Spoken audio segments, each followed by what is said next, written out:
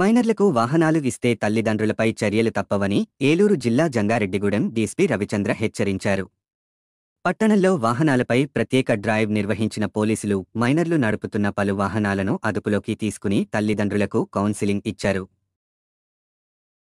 ఆప్లాండ్ ఏరియాలోనే అత్యుత్తమ ఫలితాలు సాధించిన విద్యాసంస్థ విద్యా వికాస్ జంగారెడ్డిగూడెం. ఈరోజు మనకి జంగారెడ్డిగూడెం టౌన్లో ఈ లైసెన్స్ లేనటువంటి మైనర్లు ఈ డ్రైవింగ్ల మీద స్పెషల్ డ్రైవ్ కండక్ట్ చేయడం జరిగింది, సీజ్ చేయడం జరిగింది.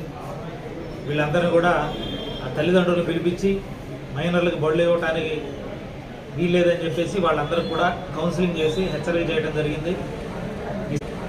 ఈ సందర్భంగా జంగారెడ్డిగూడెం డివిజన్ పరిధిలోని ప్రజలందరికీ కూడా తెలియపరిచేది ఏంటంటే ప్రస్తుతం ఉన్నటువంటి చట్టాలు కఠినతరం అవుతూ ఉన్నాయి.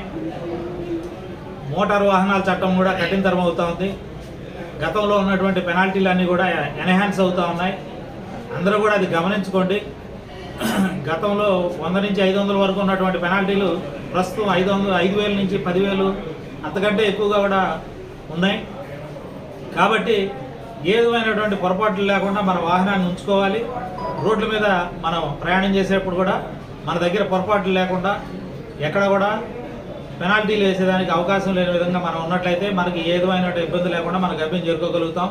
అలా కాకుండా మనకు లైసెన్స్ లేకుండా ట్రిపుల్ రైడింగ్ తోటి లేదా సైలెన్సర్లు మార్చుకొని లేదా నంబర్ ప్లేట్లు సక్రమంగా లేకుండా ఇలా కనుక మనం వెళ్ళినట్లయితే ఖచ్చితంగా మన పోలీసు వారు ఆపుతారు, మీ బళ్ళు సీజ్ చేయడం జరుగుతుంది. కాబట్టి మీరు అందరూ కూడా దారిలో ఇబ్బంది పడాల్సి వస్తుంది. అందుకని ప్రజానీకం అందరూ కూడా గుర్తుపెట్టుకొని ఈ జాగ్రత్తలు తీసుకొని ఎవరు కూడా లైసెన్స్ లేని మైనర్లకి ఈ వ్యాకరణాలు ఇవ్వద్దని చెప్పి పోలీసు వారి విజ్ఞప్తి.